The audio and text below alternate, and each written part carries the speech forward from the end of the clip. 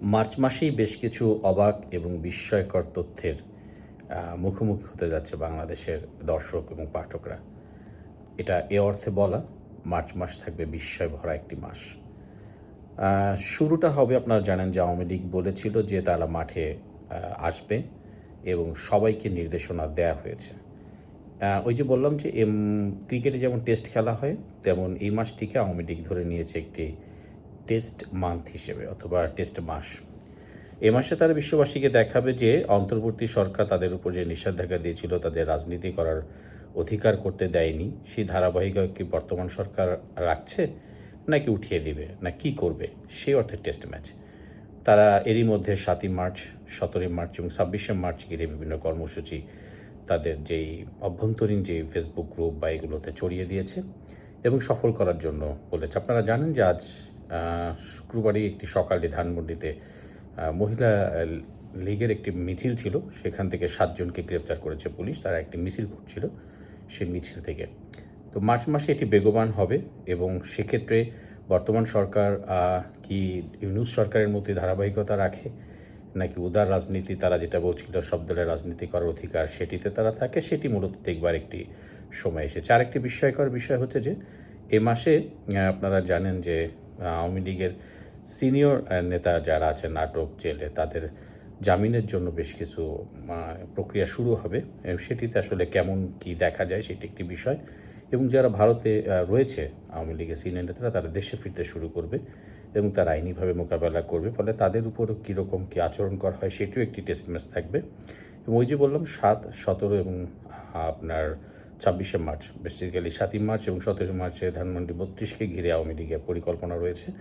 সেখানে আসলে পুলিশ এবং সরকারের কী ভূমিকা থাকে সেটি একটি দেখবার বিষয়। এরপরের যে বিস্ময়কর মাস বলা হচ্ছে কেন, এখন পর্যন্ত যে খবর, প্রভাবশালী একটি দৈনিক ঢাকার আমার দেশ, সেই পত্রিকার খবর ছাপছে যে 12ই মার্চ যে জাতীয় সংসদের অধিবেশন বসতে যাচ্ছে, সেখানে রাষ্ট্রপতি যে বক্তব্য দিবেন সেটি আসলে বলা যেতে পারে একটা রাজসাক্ষীমূলক বক্তব্য তাদের পত্রিকার ভাষায়। কেননা সেখানে রাষ্ট্রপতি মোহাম্মদ শাহাবুদ্দিন আওয়ামী লীগের দুর্নীতি, আওয়ামী লীগের বিভিন্ন অপরাধমূলক কর্মকাণ্ড সব কিছু তিনি ওই জাতীয় সংসদে বলবেন। অর্থাৎ বিষয়টি এমন যে আওয়ামী লীগ মনোনীত রাষ্ট্রপতি আওয়ামী লীগের বিষোদ্গার করছে এবং আওয়ামী লীগের নানান অপরাধ জাতীয় সংসদে পেশ করছেন। মূলত এটিই ছিল যে রাষ্ট্রপতি পরিবর্তন না করার যে গোপন রহস্য, সেটি আসলে এটি, যেটি তো বিএনপি কেউ বলেনি, রাষ্ট্রপতি আওয়ামী লীগই বলেছে। ফলে এই একটি অবাক এবং বিস্ময়কর তথ্যের মুখোমুখি হতে যাচ্ছে বাংলাদেশ, যদি আমার দেশের রিপোর্টটি সত্যি হয়ে থাকে। এবার তৃতীয় যে বিষয়টা আপনারা জানেন যে দুর্নীতির যে লাগাম ঘোড়া গত ইউনূস সরকার উপদেষ্টারা করেছিলেন, মানে কেউ 10,000 কোটি টাকার নিচে নাই।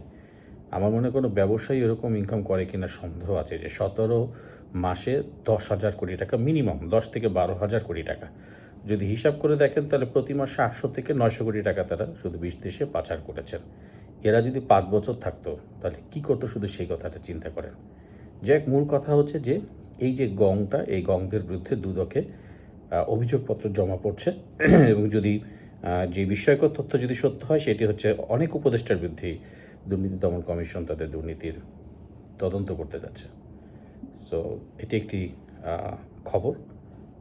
এর মধ্যে বেসিক্যালি টার্গেটেড আসিফ মোহাম্মদ সজীব ভুঁইয়া, আসিফ নজরুল এবং Mahfuzur Rahman, Mahfuz Alam in fact, sorry. So এইরা আর কি পুরো বিষয়টি আসছে।